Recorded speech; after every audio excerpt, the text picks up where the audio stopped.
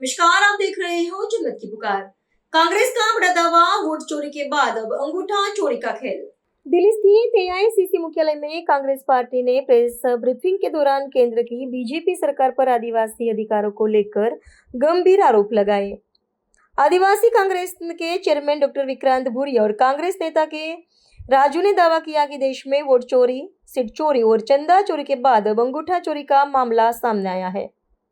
कांग्रेस ने सिंगरौली के घिरोली coal block में फर्जी ग्राम सभा और कथित फर्जी अंगूठों के जरिए माइनिंग की अनुमति लेने का आरोप लगाते हुए पूरे मामले की सीबीआई जांच, दोषी अधिकारी और कंपनियों पर कार्रवाई तथा दावों के सत्यापन तक माइनिंग पर रोक लगाने की मांग की। साथ ही कांग्रेस ने आरोप लगाया कि वन अधिकार अधिनियम और पैसा कानून के प्रावधानों का उल्लंघन कर आदिवासियों के संवैधानिक अधिकारों का हनन किया जा रहा है। आइए सुनते हैं कांग्रेस नेताओं ने प्रेस कॉन्फ्रेंस में क्या कहा। Good afternoon. मैं आप सभी को हार्दिक मुबारक देना चाहता हूं।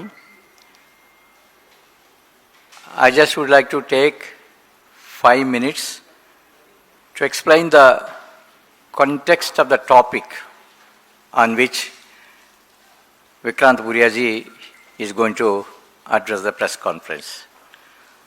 Last 12 years of the BJP government's rule, we have been witnessing devastating reality of the government literally waging war against the people in general, particularly the tribals, in pursuit of so-called development.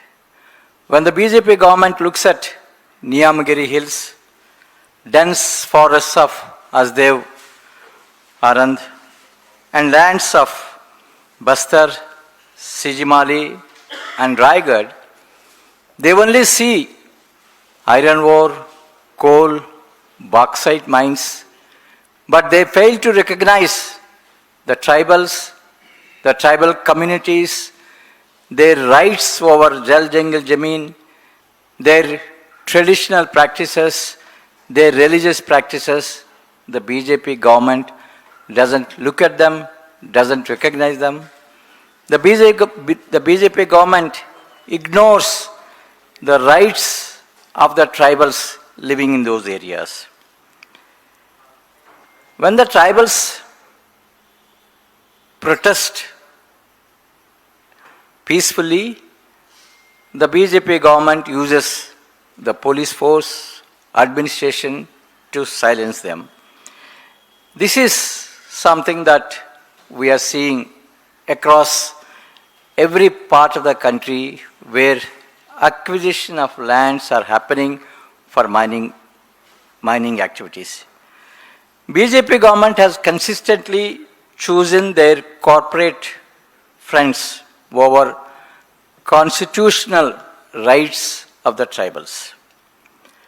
I just would like to mention the repeated violations of various legislations that have endowed rights to the tribals, repeated violations of provisions of the Constitution in the pursuit of BJP to please their corporate friends and to hand over the mines to them. If you look at Forest Rights Act, the Section 3 of the Act has given very clearly rights to the tribals to manage the community forest resources. The Grama Sabhas are endowed with the rights to manage these community forest resources, and the claims for community forest resources have to be settled by the governments. But much before their claims are settled, land acquisition is happening and they are being displaced without any resettlement and rehabilitation. Section 4, subsection 5 of Forest Rights Act clearly states that premature eviction of the tribals without settling their rights and Forest Rights Act should not happen. But yet, in every state, the BJP is evicting the tribals without settling their rights under Forest Rights Act. Section 5 of the Forest Rights Act gives rights, powers to the tribals to manage the forest, to make sure that the forest is sustained, and also to see that no activities happen that would destroy the forest. But in the name of mining operations, forests are destroyed, and the tribals' oppositions, tribals' protests are totally ignored. UPA government have brought an act, Land Acquisition Resettlement Act 2013, which has stated very clearly that in the scheduled areas, lands of the tribals shall not be acquired without taking their consent. But we find no such process is followed. We have also seen how the provisions of Land Acquisition Resettlement Rehabilitation Act, as far as resettlement rights, rehabilitation rights, are totally ignored. Nowhere a very clear, well-defined package for resettlement, rehabilitation of the tribals is offered to them. And the Grama Sabhas are empowered to articulate their objections, but the way the Grama Sabhas are conducted is a farce. They are all fake Grama Sabhas that are conducted. Section 4 to 9 of the Land Acquisition Resettlement Rehabilitation Act clearly defines a very important process called social impact assessment. The governments have to explain what is the impact of the project, how it is going to impact the livelihoods of the tribals, how it is going to impact the environment through a very consultative social impact assessment. But we find no such social impact assessments, public hearings are happening. Similarly, the Panchayat Sections and Scheduled Areas Act endows the Grama Sabha with all the powers to manage Jal Jangal Jameen, to also protect, safeguard the customary rights, religious practices of the tribals. All these rights are totally ignored while acquiring the lands for the mines. And coming to the violation of the constitutional provisions, the Article 244, which provides Schedule 5 in the tribal areas, gives rights to the tribals to protect their lands, protect their rights, protect their religious practices. All these constitutional provisions are ignored. And also Article 21, right to life, right to dignity, is also totally ignored while dealing with the tribals in acquisition of the land. So we need to, at this point of time, examine whether the BJP government cares for the rights of the tribals or gives importance to favor its corporate friends.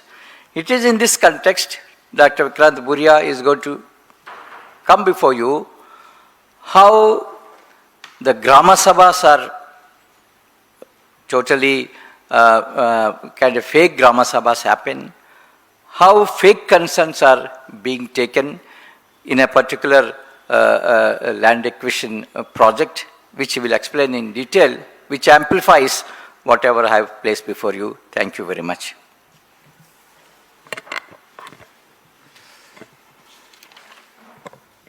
नमस्कार साथियों, जय जोहार। आज एक बहुत बड़ा exposé करने हम आपके सामने आए हैं।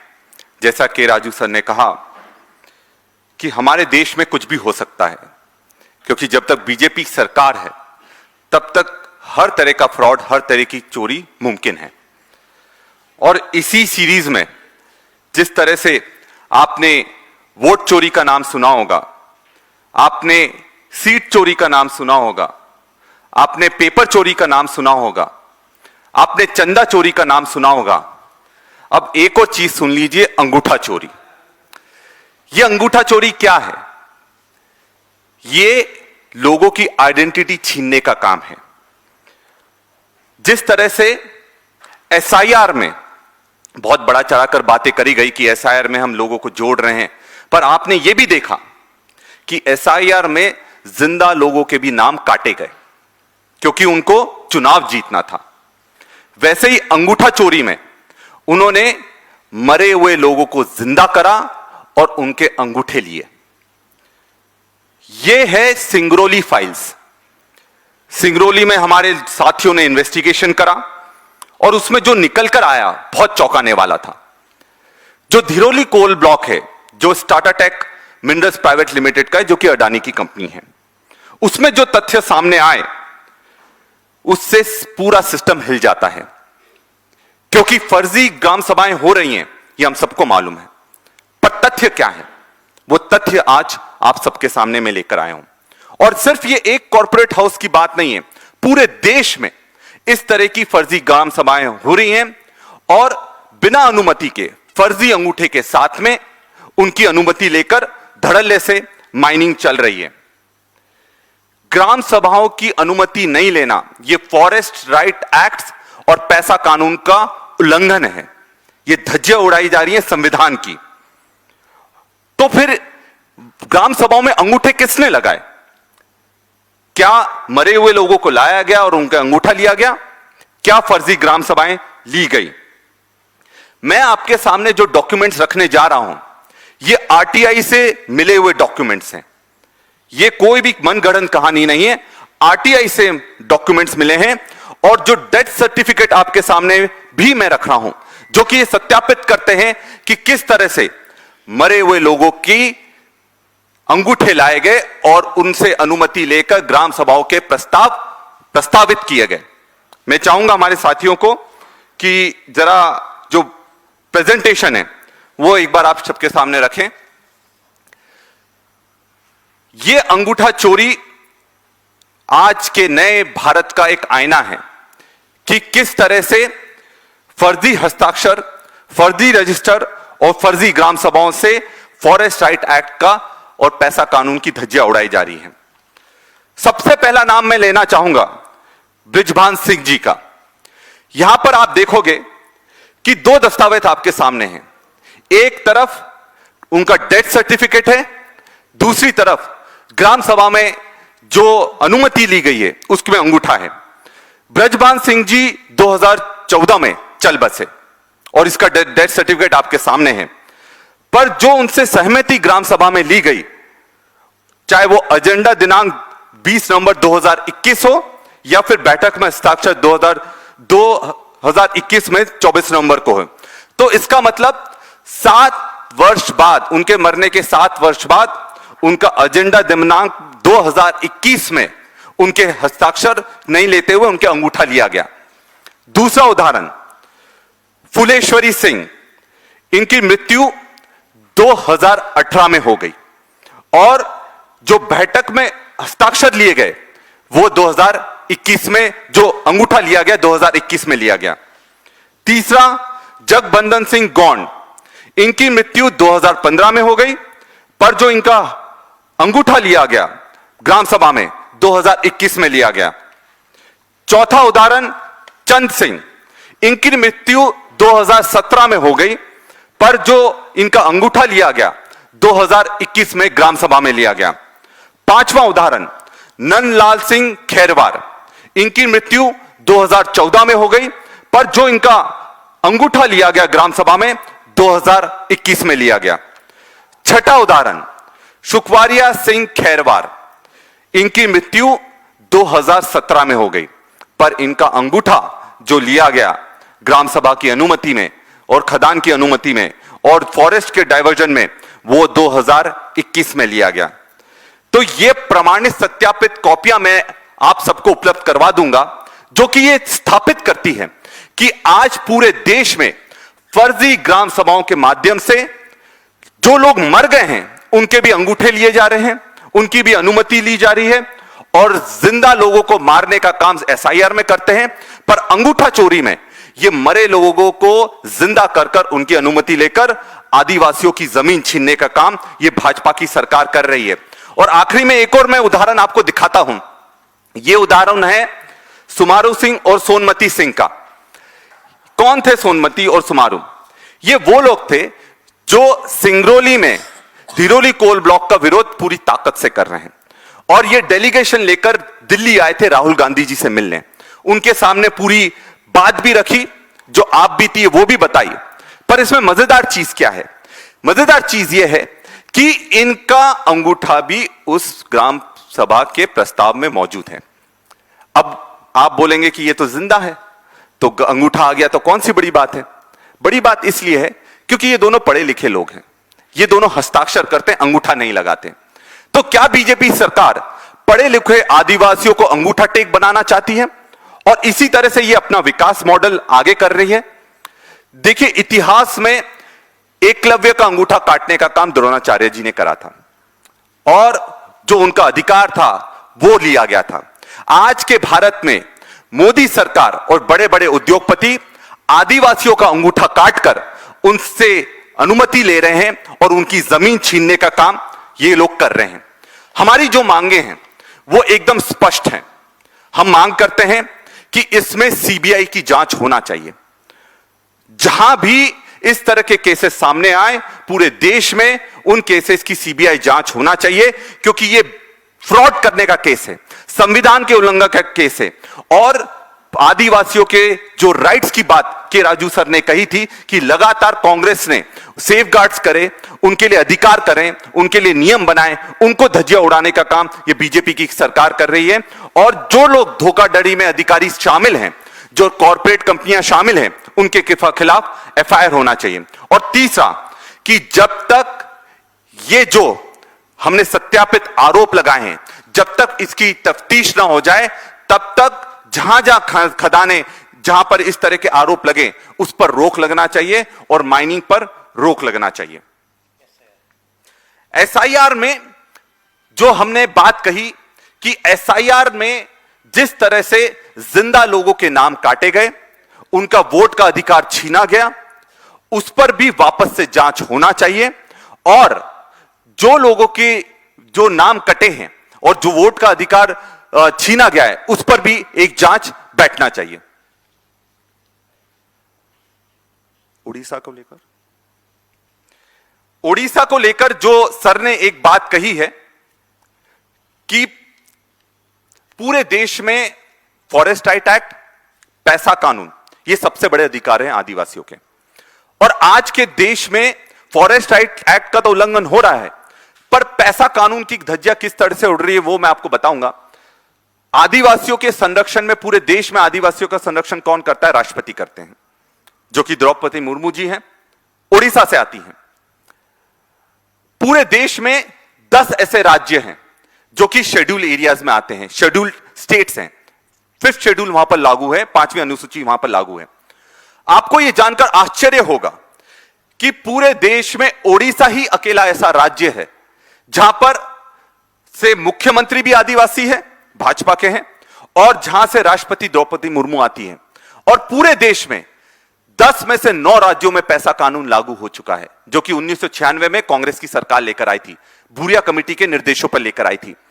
पर ओडिशा ही अकेला ऐसा राज्य बचा है पूरे देश में जहां पर जो अनुसूचित क्षेत्र आने के बाद भी, शेड्यूल एरिया होने के बाद भी वहां पर पैसा कानून लागू नहीं हुआ है। तो आप समझ सकते हैं कि बीजेपी जिन लोगों को भी आदिवासियों को आगे बढ़ाने का काम कर रही है वो सिर्फ डमी है, और असली में जिन लोगों को इसका अधिकार है इनका संरक्षण करने के लिए, चाहे राष्ट्रपति हो, मुख्यमंत्री हो, वो इसका संरक्षण नहीं कर रहे हैं। धन्यवाद। कोई सवाल करना चाहते हैं तो कर सकते हैं। Thank you. जैसे फुलवरिया देवी का नाम गिनाया कि 2018 में मृत्यु हुई और उनका अंगूठा 2021 में लिया गया, तो किसी और व्यक्ति का अंगूठा लिया गया उनका, वो तो हमने वो लिस्ट भी पूरी देख ली है, उसमें डुप्लीकेशंस नहीं है। जो 1-2 डुप्लीकेशंस की बात हमने वो भी करा है, उसमें एक में एजेंडा में अलग चीज है और जो हस्ताक्षर, क्योंकि एजेंडा दिनांक जैसे दो, मैं उदाहरण के लिए मैं आपको बताना चाहूंगा, जैसे ब्रिजभान सिंह जी का, तो एजेंडा दिनांक है 20 नवंबर और जो बैठक में हस्ताक्षर हुए हैं वो 24 नवंबर 2021 में हुए हैं। तो ये पूरा देखने के बाद और उसमें डुप्लीकेशन चेक करने के बाद ही इन नामों को हम लोग आपके सामने लेकर आए हैं। तो और ये डॉक्यूमेंट्स भी मैं आपको प्रोवाइड करवा दूंगा, आप खुद भी तफ्तीश कर सकते हैं। विक्रांत जी, या चूंकि आदिवासियों के हितों की रक्षा के लिए पहले से ही विशेष अदालतें होती हैं, इन मामलों को क्या किसी एफआईआर के जरिए आगे बढ़ाया गया है, जिसे लेके आप लोग भी आने वाले समय में आगे बढ़ेंगे, या बस ये अब सीधे आपके पास आए हैं और आपका ये आरोप है? देखिए, इसको लेकर हम सुप्रीम कोर्ट में भी जा रहे हैं और आज प्रेस कॉन्फ्रेंस कर क्योंकि ये हमारे पास 4-5 दिन पहले जब आया हमको इन्वेस्टिगेशन, क्योंकि कुछ सिविल सोसाइटी के लोग काफी लंबे समय से इसके लिए लड़ाई लड़ रहे थे पर उनको मंच नहीं मिल पा रहा था, क्योंकि आपने देखा होगा ये जो दस्तावेज निकाल गए आरटीआई से निकाले गए हैं और आरटीआई में दस्तावेज निकलने में बहुत समय लग जाता है। तो ये आरटीआई से दस्तावेज निकाले गए हैं, इस पर इन्वेस्टिगेशन हुई है, उसके बाद डेथ सर्टिफिकेट सबके निकाले गए हैं, उनको फिजिकली वेरीफाई करा गया है, उसके बाद आपके सामने प्रेस कॉन्फ्रेंस लेने के लिए हम लोग आए हैं और इसको हम आगे सुप्रीम कोर्ट में लेकर जाएंगे। अगर आपने हमारा अभी तक चैनल सब्सक्राइब नहीं किया है तो कृपया चैनल सब्सक्राइब कर लें, लाइक करें, शेयर करें, कमेंट करें। तो मिलते हैं फिर किसी और खबरों के साथ। नमस्कार।